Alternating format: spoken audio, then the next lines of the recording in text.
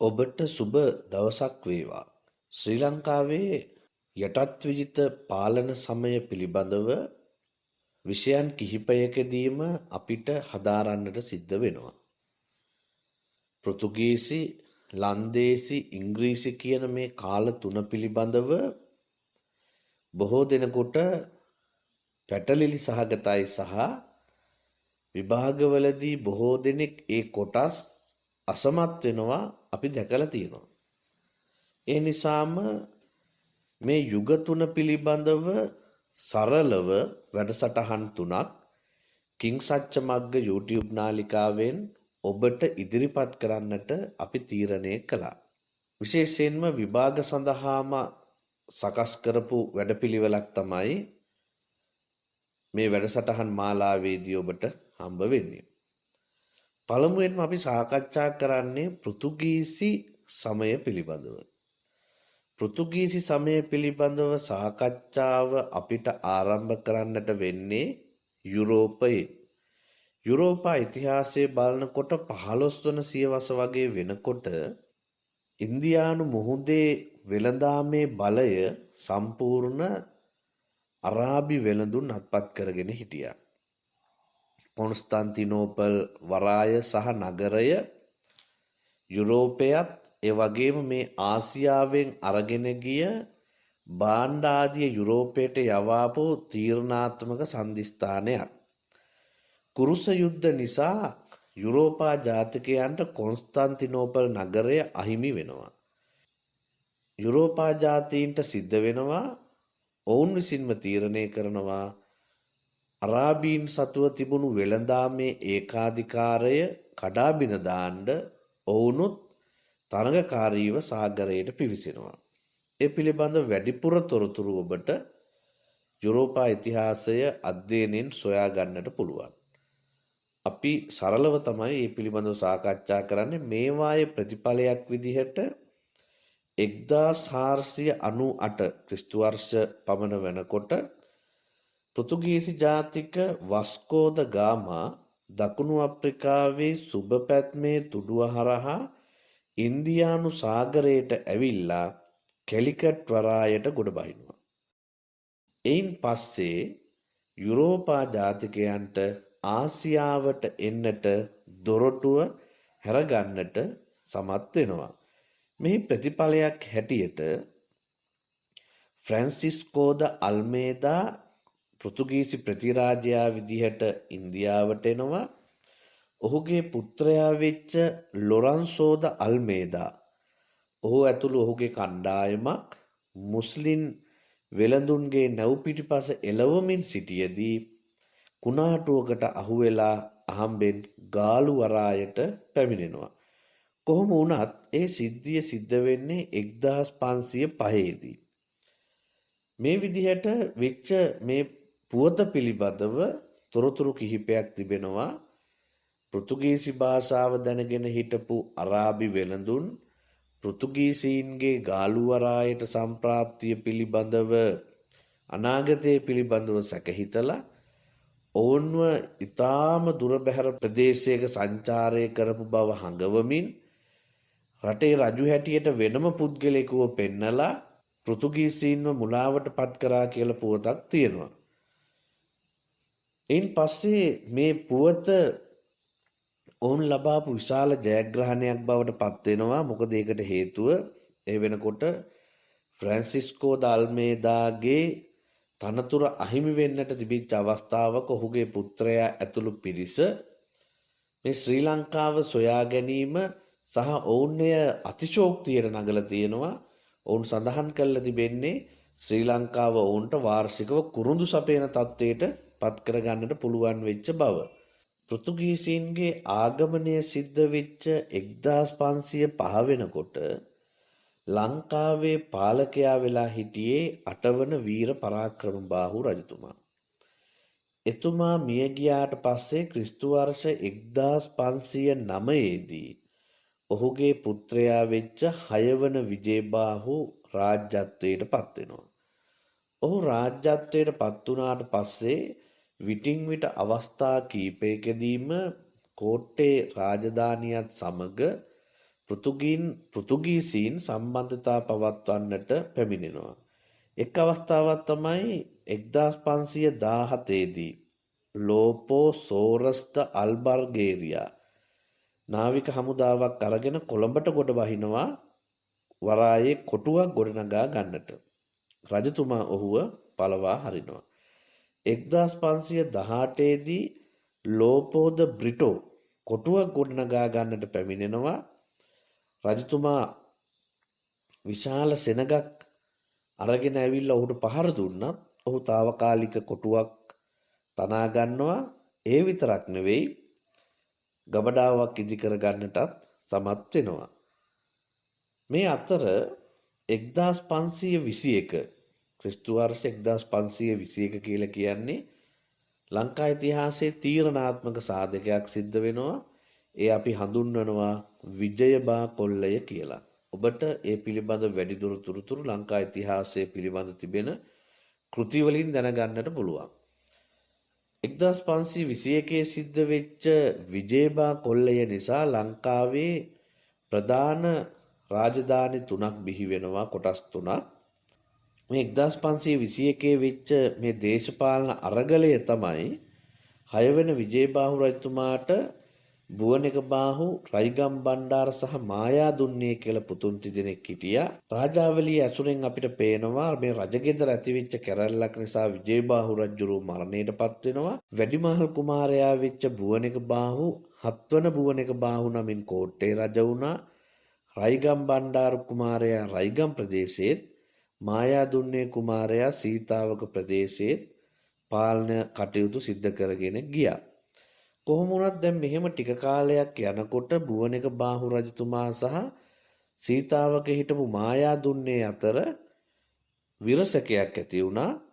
මෙන්න මේ විරසකය පෘතුගීසීන්ට ඉතාම වැදගත් වුණා ලංකා රාජධානියට සහ සම්බන්ධ වෙන්න. ඔවුන් මොකද කළේ? කෝට්ටේ රාජධානියේ හිටපු බුවනෙකබාහු රජතුමාගේ සහයට පෘතුගීසීන් සම්බන්ධ වුණා. දැන් සීතාවක සහ කෝට්ටේ අතර යුද්ධයක් ඇති වෙන්නට 1537 වෙනකොට පරිසරය සකස් වුණා. සීතාවක මායා දුන්නේ ඉන්දියාවේ කැලිකට් හිටපු සැමොරින් කියන පාලකයාගේ සහාය ගත්තා. කෝට්ටේ හිටපු බුවනෙකබාහු පෘතුගීසීන්ගේ සහාය ගත්තා. කොහොම වුණත් මේ සටනින් සීතාවක මායා දුන්නේ පරාජයටපත් වුණා. ඔහු ඉන්දියාවෙන් රැගෙන ආපු සේනාවත් පෘතුගීසීන්ට බාර දෙන්න සිද්ධ වුණා. ඒ වුණාට මායා දුන්නේ විසින් සීතාවක ප්‍රදේශය පාලනය කරගෙන ගියා. 1538 වෙනකොට රයිගම් බණ්ඩාර කුමාරයා මිය යනවා. රයිගමත් මායා දුන්නේ කුමාරයා සීතාවකට ඈඳා ගන්නවා. මේ අතර කෝට්ටේ 7 වන බුවනෙකබාහු රජතුමාට පුත්තු හිටියේ නෑ. දියණිය තමයි සමුද්‍ර දේවී කුමාරී. ඇයගේ ස්වාමියා වීදිය බණ්ඩාර. ඔවුන් දෙන්නට පුතෙක් හිටියා ධර්මපාල. බුවනෙකබාහු රජතුමාගේ මුණුබුරා තමයි ධර්මපාල කුමාරයා. 1534 දී ධර්මපාල කුමාරයාගේ පිළිරුවක් හදලා පෘතුගාලයට යවුවා. එය ඔටුනු පළඳවලා රජෙක් හැටියට අභිෂේක කළා. ඔවුන් නැවත පැමිණෙනකොට ප්‍රැන්සිස්කානු නිකායට අයත් පූජක පිරිසක් ඔවුන් සමග පැමිණියා. ධර්මපාල කුමාරයාට අධ්‍යාපනය ලබා දීම ඔවුන්ට පැවරුණා. පෘතුගීසීන්ගේ ආගමික වැඩ කටයුතු, එමෙන්ම පෘතුගීසීන් සමග එකතු වෙලා කතෝලික දහම ප්‍රචාරය කිරීම කරගෙන ගියා. කොහොමත් ඔබ දන්නවා මේ යුරෝපා ජාතිකයින් ආසියානු රටවල් වලට ආවේ කාරණා දෙකකට. එකක් විශේෂයෙන් කුළුබඩු සොයා ගැනීමේ අවශ්‍යතාවය ඔවුන්ට තිබුණා. අනිත් කාරණාව තමයි ක්‍රිස්තු භක්තිකයන් සොයා ගැනීම කියලා කියන්නේ ක්‍රිස්තියානි ආගම ව්‍යාප්ත කිරීම. මේ කාරණා දෙකට තමයි ඔවුන් යුරෝපයේ සිට පැමිණෙන්නේ. ඉතින් මේ කාරණා දෙක සිද්ධ කරගෙන ගියා. මේ කෝට්ටේ සහ සීතාවක රාජධානිය අතර මොනතරම් ගැටුමක් තිබුණත් පෘතුගීසීන්ට සීතාවක මායා දුන්නේ කුමාරයාව මරන්න අවශ්‍යතාවය තිබ්බට කවදාකවත් බුවනෙකබාහු කුමාරයා එමෙතන් කෝට්ටේ පාලකයා කෝට්ටේ රජතුමා ඒ සඳහා ඉඩ දුන්නේ නැහැ. වගේම ඔහු කවදාකවත් කතෝලික ආගම වැළඳගත්තෙත් නැහැ. මේ බොහොම ප්‍රධාන කාරණාවක් හැටියට ඉතිහාසයේ සඳහන් වෙලා තියෙනවා. ක්‍රිස්තු වර්ෂ 1551 දී බුවනික බාහු රජතුමා කැලණියේ රජමාලිගාවේ උඩුමහලේ ඉන්නකොට පෘතුගීසීන් විසින් යොදවාපු වහලෙක් වෙඩි තියලා බුවනික බාහු රජතුමා මරණයට පත් වෙනවා. ධර්මපාල කුමාරයා කෝට්ටේ බලයට පත් වෙනවා. පෘතුගීසීන්ගේ රූකඩයක් වශයෙන් තමයි ඔහු කටයුතු කරන්නේ. ඉතිහාසය පිළිබඳව අපි කතා කරගෙන යනකොට ඔවුන්ට තීරණාත්මක තැනක් තමයි ක්‍රිස්තු වර්ෂ 1557. ධර්මපාල රජුරුවෝ දොන්ජුවන් ප්‍රොපෙන්දර හෙවත් දොන්ජුවන් පෙරිය බණ්ඩාර කියන නමින් බෞතිස්ම ලබලා කතෝලික ආගම ප්‍රසිද්ධියේ වැළඳ ගන්නවා. එය පෘතුගීසීන් ලබාපු ජයග්‍රහණයක්. කෝට්ටේ රාජසභාවේ හිටපු ශ්‍රී රාධා රාක්ෂ පණ්ඩිත වගේ රාජසභිකයෝ පවා කතෝලික දහම වැළඳ ගන්නවා. එය පෘතුගීසීන්ට ලංකාව තුල ලැබූ ලොකු ජයග්‍රහණයක් බවට පත් වෙනවා. මේ වෙලාවේ භික්ෂූන් වහන්සේලා ප්‍රභූන් මහජනතාව විශාල ප්‍රමාණයක් කෝට්ටේ රාජධානිය අතෑරලා ඔවුන් සීතාවකට පලා ගියා. හිරිපිටියේ දියවඩ නිලමේ රාජ්‍යයේ උරුමේ සංකේතයක් වෙච්ච දළදා වහන්සේ රහසේම සීතාවකට අරගෙන ගිහිල්ලා දෙල්ගමුවේ සංගවල තිබ්බ බව සඳහන් වෙනවා. මේ අතර බුවනික බාහු රජුරුවන්ගේ මුණුබුරා තමයි ධර්මපාල. බුවනික බාහු රජතුමාගේ දියණියගේ සැමියා එහෙම නැත්නම් වීදිය බණ්ඩාර කුමාරයා පෘතුගීසීන්ගේ මේ කටයුතු වලට විරුද්ධව කැරලි ගැහුවා. පල්ලි විනාශ කළත් ඔහුට ඒ වෙනුවෙන් ලොකු සටනක් දෙන්නට පුළුවන් කමක් ලැබුණේ නැහැ. මෙහෙම පරිසරයක් තුල ඊළඟට මේ පෘතුගීසීන් පිළිබඳව සාකච්ඡාව අපි වෙනත් දිශාන්තියකට යොමු කරනවා. ඒ තමයි ඊළඟට අපි කතා කරන්න ඕන කොටස තමයි සීතාවක රාජ්‍යය. දැන් අපි සාකච්ඡාව කරගෙන ආවේ කෝට්ටේ රාජධානිය පැත්තේ. ඊළඟට අපි සීතාවක රාජධානිය පිළිබඳව සාකච්ඡා කරමු. එතකොට අපිට මේ සියල්ල එක තැනකදී සියල්ල යාවෙන තැනකට අපි එනවා. සීතාවක රාජධානිය ආරම්භ වෙන්නේ 1521 දී ඇතිවෙච්ච විජේබා කොල්ලෙන් පස්සේ විජේබා රජතුමාගේ පුත්‍රයෙක් වෙච්ච මායාදුන්නේ කුමාරයා මේ ප්‍රදේශයේ රජ වුණාට පස්සේ තමයි ප්‍රාදේශීය රාජ්‍යයක් වශයෙන් මේ ප්‍රදේශයේ ආරම්භ වෙන්නේ. මායාදුන්නේ රජතුමාගේ පුත්‍රයා තමයි ටිකිරි බණ්ඩාර. ඔහු පිළිබඳව සඳහන් වෙන්නේ මේ ඉතිහාසයේ සඳහන් වන විශිෂ්ටතම රණකාමියෙක් විදිහට. 1562 දී ටිකිරි බණ්ඩාර කුමාරයා සහ පෘතුගීසීන් අතර මුල්ලේරියාවේදී සටනක් ඇති වෙනවා. මේ සටන ඉතාම වැදගත් සටනක් බවට පත් වෙන්නේ ඔවුන් ආසියාවේදී ලබාපු විශාලතම යුද පරාජය පෘතුගීසීන්ට අත්කර දෙන්නට ටිකිරි කුමාරයාට හැකියාව ලැබෙනවා. මුල්ලේරියා වෙලම ලෙයින් රත් පැහැ ගැන්වුණා කියලා තමයි ඉතිහාසයෙන් සඳහන් වෙන්නේ. මෙයින් පරාජයට පත්වෙච්ච පෘතුගීසීන් කල්පනා කරනවා කෝට්ටේ අගනුවරත් කොළඹ බලකොටුවත් කියන තැන් දෙකක් ආරක්ෂා කරන්න සංකීර්ණ නිසා 1567 දී පෘතුගීසීන් දොන්ජුවන් පෙරිය බණ්ඩාර හෙවත් දොන්ජුවන් ධර්මපාලවත් අරගෙන ආරක්ෂාව පතා කොළඹ කොටුවට ගියා. බුවනික බාහු රජුරවන්ට වඩා මායාදුන්නේ සීතාවක මායාදුන්නේ රජතුමා බොහොම ක්‍රියාශූර පුද්ගලයෙක්. එතුමා වටා ජාති හිතයිසී බලවේග සියල්ල ඒකරාශී වුණා. සීතාවක නිසා තමයි සිංහල බෞද්ධයන්ට සහ විශේෂයෙන් මම හිතන්නේ මුස්ලිම් අයට දෙමළ අයට බොහෝ දෙනෙකුට යම් හවුහරණක් ඒ යුගයේ ලබා ගන්නට පුළුවන් උනේ සීතාවක රාජධානිය තුල. ක්‍රිස්තු වර්ෂ 1580 දී ශ්‍රේෂ්ඨ රණසූරයෙක් වෙච්ච මායාදුන්නේ රජතුමා මිය පරලොව යනවා. ඔහුගෙන් පස්සේ පළමුවන රාජසිංහ නමින් ටිකිරි කුමාරයා රජ වෙනවා. 1580 දී තමයි ඔහු රජකමට පත් වෙන්නේ. රාජසිංහ රජතුමා පෘතුගීසීන්ගේ බලය කොළඹ කොටුවට සීමා කරන්නට සමත් වෙනවා.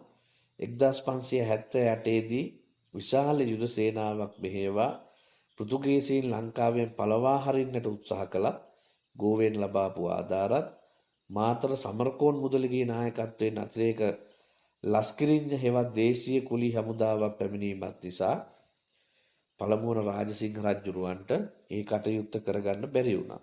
ඒ ප්‍රදේශයේ ජනතාවගේ ආදරේ ගෞරවය දිනාගෙන හිටියට පසු කාලීනව ඔහුට යම් ගැටලු කීපයකට මුහුණ දෙන්නට සිද්ධ වෙනවා. ඊට පෙර අපි බැලුවොත් එම ඔය කාලේ රාජසිංහ රජුරෝ උඩරට ප්‍රදේශයේ බලය Tamanට අත්පත් කරගෙන තිබුණා.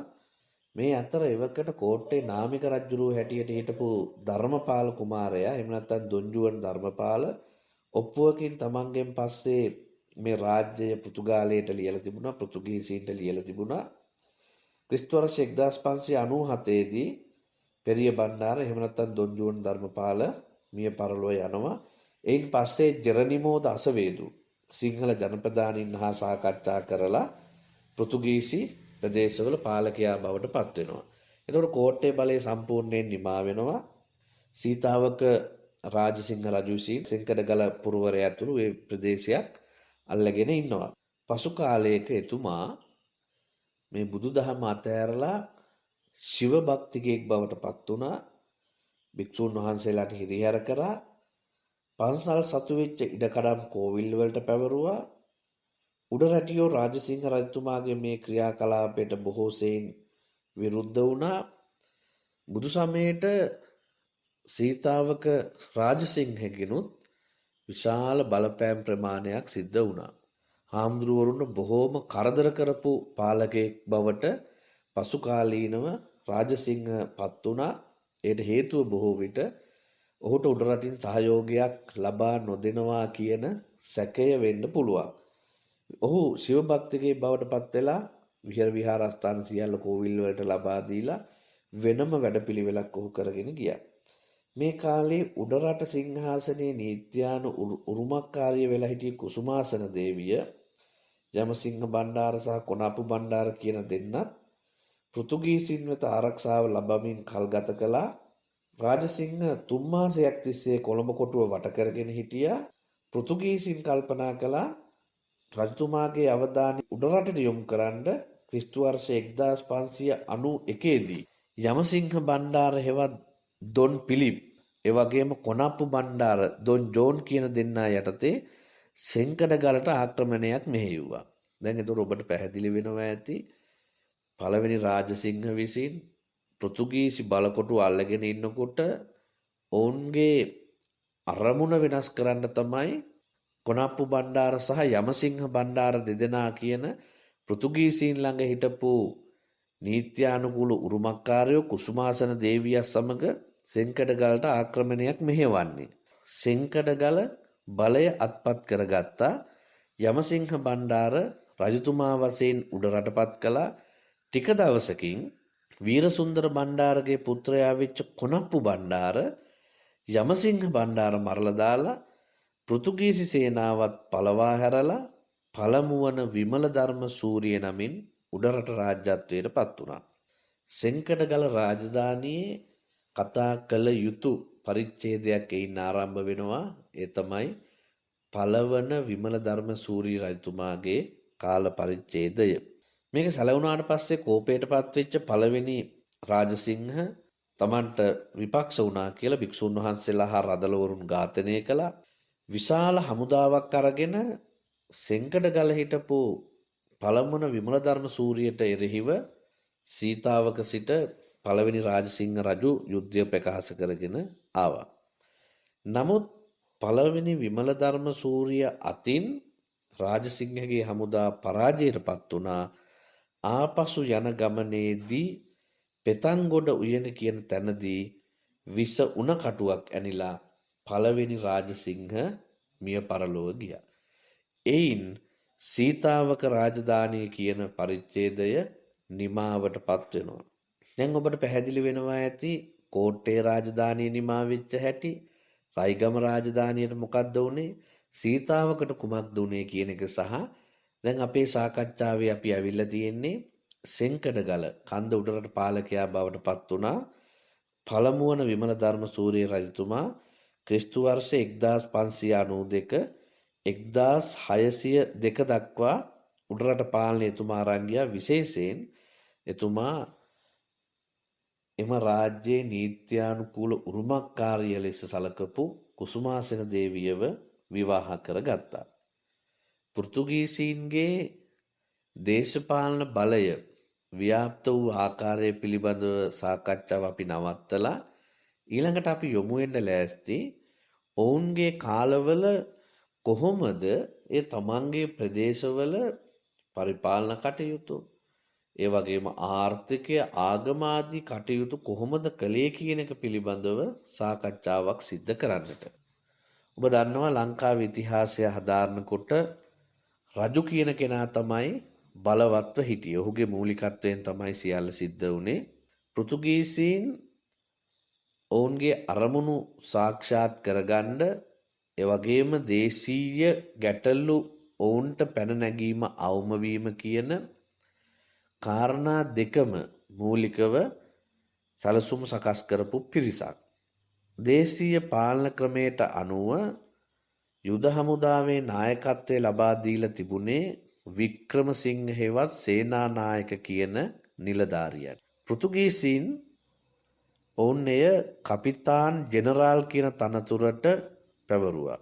පෘතුගීසි හමුදාවෙත් ප්‍රධානියා අනදින නිලධාරියා කපිතාන් ජෙනරාල් බලකොටු හා මුරපොළවල රඳවා හිටපු කුඩා සේනාංක භාර කපිතාන්වරු ඊළඟට සාජන්වරු ඔහුගේ යටතේ ක්‍රියාත්මක වුණා. පෘතුගීසින්ගේ අපි විශේෂයෙන්ම අධ්‍යයනය කළ යුතු පැත්තක් තමයි ඔවුන් ලංකාවෙන් ලබාගත් ප්‍රධාන වාණිජ භාණ්ඩ. ඔවුන් ඒවා නොමිලේම ලබා ගන්න බද්ධ සංවිධානයේ නැමැති වැඩපිළිවෙලක් හැදුවා. ඔවුන් විශේෂ අවධානයක් යොමු කළා කුරුඳු සඳහා. වෙළඳපොලේ ලොකු මිලක් කුරුඳු සඳහා ලැබුණා.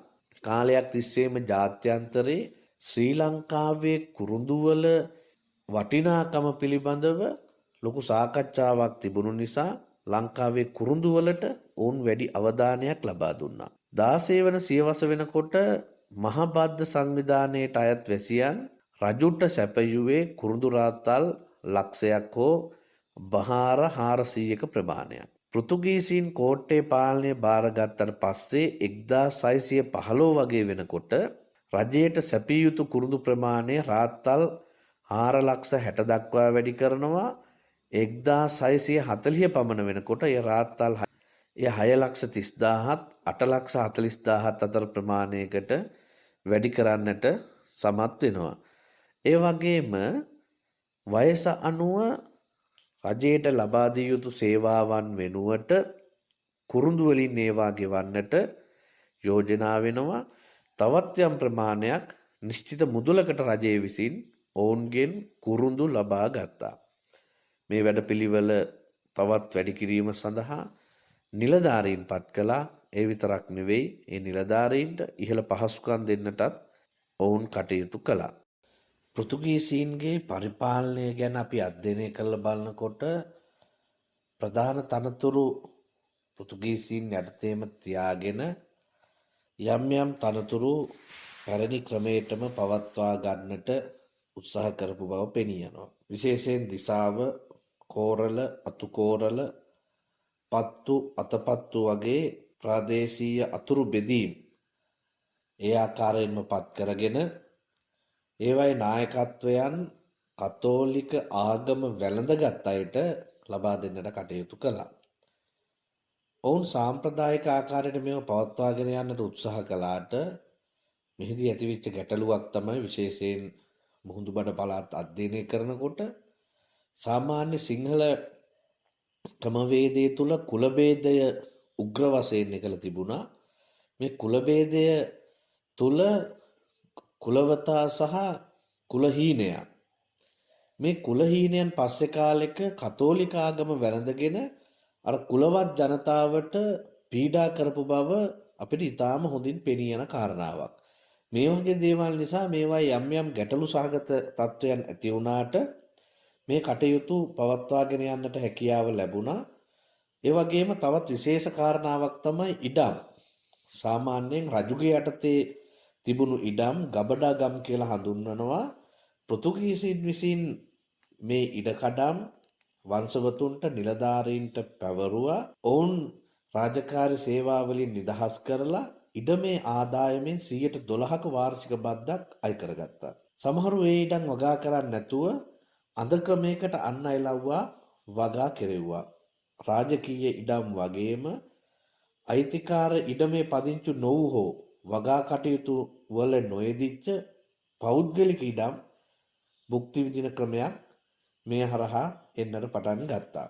එතකොට ඒ අය වගාව සඳහා ඒ විදිහට කටයුතු කළා. ඒ වගේම අපි තවත් අවධානය යොමු කළ යුතු පැත්තක් තමයි දිසාවේවරු නමින් තනතුරක් හම්බ වෙනවා මේ රාජ්‍ය කාලේ ඉඳලම පැමිණි එකක්. පෘතුගීසීනුත් මෙය පවත්වාගෙන ගිහිල්ලා තියෙනවා. පස්සේ කාලෙක මේ පෘතුගීසීන්ගේ යටතේ දිසාවේවරුන්ගේ බලය බොහෝම වැඩි දියුණු වුණා. පෘතුගීසි ලේඛක රුබේරු ප්‍රකාශ කරන ආකාරයට පෘතුගීසීන්ගේ පාලනය යටතේ දිසාවේවරුන්ට මරණ දණ්ඩනය දෙන්න තරම් බලයක් ඔවුන් විසින් ගොඩනගා ගත්ත බව සඳහන් වෙනවා. ඔවුන් රජයේ වාණිජ භාණ්ඩ තැන්පත් කරන්න ගබඩා පිහිටෙව්වා. ගබඩා භාරකරුව පැක්ටර්වරයා ලෙස හැඳින්වුවා. ඒ වගේම පිටරටවල් වලින් එන භාණ්ඩ, පිටරටවල් වලට යවන භාණ්ඩ ආදී ආදායම් වාර්තා සහිතව පවත්වාගෙන යාම ඔහුගේ කටයුත්තක් බවට පත් වුණා. පෘතුගීසි පාලන සමයේ කුරුඳු වගේම ඔවුන් අවධානය යොමු කළා. තවත් ආදායම් හොයන්නට කල්පනා කරපු අංශයක් තමයි පුවක් වෙළඳාම. ඔවුන් පුවක් වෙළඳාමටත් අවධානයක් යොමු කරලා තියෙනවා. පුවක් පෞද්ගලික වෙළඳුත් අරගෙන තියෙනවා, රජයේ විසිනුත් අරගෙන තියෙනවා. රජයේ විසින් හදලා තියෙන වැඩපිළිවෙලක් තමයි පෘතුගීසීන්ගේ නිශ්චිත මිලකට නිෂ්පාදකයාගෙන් පුවක් අරගෙන ඉන්දියාවේදී වැඩි මිලට විකුණන්නට ඔවුන් කල්පනා කරලා තියෙනවා, ලාභ ලබාගෙන තියෙනවා. පොල් වගාවත් ඔවුන් ආදායමක් හැටියට යොදාගත්ත ඒ වගේම වර්ධනයක් පෙන්눔 කරන අංශයක්. ගම්මිරිස්, සාදික්කා, කරාමුණටි, කරදබුංගු ආදී කුළුබඩු පිළිබඳව කොහොමත් ඔවුන්ගේ දැඩි අවධානයක් යොමු වුණා. මේ විදිහට අපිට පේනවා සමස්තයක් විදිහට බලනකොට ඔවුන් කෘෂිකාර්මික නිෂ්පාදන මිලදී අරගෙන විදේශීය වෙළඳ පොළට විකුණලා ඒවායින් ආදායම් ලබා ගන්නට ඔවුන් කටයුතු කළා. පෘතුගීසීන්ට බලය ගන්නට උදව් උපකාර කරලා පසුව යම් යම් මත ගැටුම් වලට ලක්වෙච්ච අයව තනතුරු ආදිය ලබා දීමේ මුවාවෙන් ඔවුන් රටින් පිටුමහල් කරා. ධර්මපාල රජතුමාගේ දොන්ජුවන් ධර්මපාල රජතුමාගේ තෑගි ඔප්පුවට සාක්කිකාරයෙක් වශයෙන් අත්සන් කරපු එදිරිල්ලගේ රාළ කැරැල්ල මැඩ පවත්වන්නට උදව් කරපු මාතර දිසාවේ හිටපු දොන් ප්‍රනාන්දු සමරකෝන්. ඔහු පෘතුගීසීන්ට උදව් උපකාර කරපු කෙනෙක්. නමුත් ඔහු පස්සේ කාලෙක පෘතුගීසීන් එක්ක මතභේදයක් ඇති වුණාම දිසාවේ තනතුරින් ඔහුව ඉවත් කරලා පෘතුගීසි රජයෙන් උසස් ගෞරව නාමයක්ද පිරිනමා ඊට සරිලන වැටුපක්ද විශ්‍රාම වැටුපක්ද ලබා දුන්නා. ඔහුව ඒ රටට එක් කරගෙන ගියා. සමරකෝන් මුදලිව පෘතුගාලයට එක් කරගෙන ගියා. නමුත් ඒවා ලබා දුන්නට ඔහුට නැවත ශ්‍රී ලංකාවට එන්න අවස්ථාව දුන්නේ නැහැ. මේ ඉරණම්ම ඔහුගේ සහෝදරයෙක් වෙච්ච දියෝගෝ මුදුලිට ඔහුටත් ඒ විදිහටම වුණා. ඒ වගේම සීතාවක රාජසිංහගේ මුණුබුරෙක් වෙච්ච නිකපිටියේ බණ්ඩාරටත් ඒ විදිහටම වුණා. එහෙනම් අපිට පැහැදිලි පෘතුගීසීනුත් මේ ලංකාවේ වැසියන් ඒ විවිධ තනතුරු වල සිටියාට ඒවා පිළිබඳව අවධානයෙන් එමෙන්ම ඔවුන් පස්සේ කාලෙක කැරැල්ලක් ගහයි කියන සැකය මූලිකව කටයුතු කරලා තියෙන බව. ඊළඟට අපිට පැහැදිලි වෙනවා මේ කාරණාවන් එක්ක කතෝලික ආගම ඔවුන් ප්‍රධාන තැනක තියාගත්තා වගේම තමන්ගේ ප්‍රදේශවල ව්‍යාප්ත කළා. ඒ වැළඳ ගන්න අයට විශේෂ වරප්‍රසාද ඔවුන් විසින් ලබා දුන්නා. අනිකුත් ආගම් අදහන්නන් මර්ධනය කරන්නට ඔවුන් විශේෂයෙන් කටයුතු කළා. පෘතුගීසි පාලන සමය පිළිබඳව ඔය විදිහට තමයි හඳුනා ගන්නට පුළුවන්කම තියෙන්නේ. මීට වඩා ගැඹුරු කරුණු මේ සෑම දෙයක් තුළම තවත් අන්තර්ගත වෙලා තියෙනවා. ඒතර පෘතුගීසීන්ගෙන් අපේ සිංහල භාෂාවට එකතු වෙච්ච වචන, ඊළඟට අලුත් දේවල් රැසක් අපේ සංස්කෘතියට එකතු වුණා. ඒ වගේ මේ ඉතිහාසය තුළ පෘතුගීසින්ගේ පාලනය තුළ තවත් බොහෝ දේවල් අපිට සාකච්ඡා කළ යුතු, ගැඹුරින් සාකච්ඡා කළ යුතු කොටස් තිබෙනවා. මේ ඔබට ඉදිරිපත් කළේ මූලික දැනුමක් ලබා ගැනීම සඳහා කොහොමද පෘතුගීසින්ගේ කාලේ සාමාන්‍ය සරලව අපිට සාකච්ඡා කරලා තේරුම් ගන්නට පුළුවන් වෙන්නේ කොහොමද කියන එක තමයි මේ වැඩසටහනේදී අපි ඔබට ඉදිරිපත් කරන්නට අපේක්ෂා කළේ. එහෙමනම් මේ වගේ වැඩසටහන් රාශියක් අපේ කිං සච්ච මග්ග YouTube නාලිකාවේ අන්තර්ගත වෙලා තියෙනවා. එහි විශේෂයෙන්ම ඉතිහාසය බුදු සමයට අදාළ තොරතුරු රසක් ඔබට සොයා ගන්නට පුළුවන්. විභාග සඳහා සූදානම් වෙන අයටත්, ඒ වගේම විවිධ බෞද්ධ තොරතුරු හොයන අයටත් ඉතාම වැදගත් වැඩසටහන් රාශියක් අපගේ නාලිකාවේ තිබෙනවා. ඒවා ඔබත් පරිශීලනය කරමින් ඔබේ මිතුරන්ටත් බෙදා දෙන්නට කියන පණිවිඩය සිහිපත් කරමින් මෙහි දෙවන වැඩසටහන තමයි පෘතුගීසීන්ගේ බලය බිඳ වැටෙමින් ලන්දේසි පාලන සමය තුළ කොහොමද ක්‍රියාත්මක වුණේ කියලා අපි මීළඟ වැඩසටහනේදී සරලව සාකච්ඡා කරමු.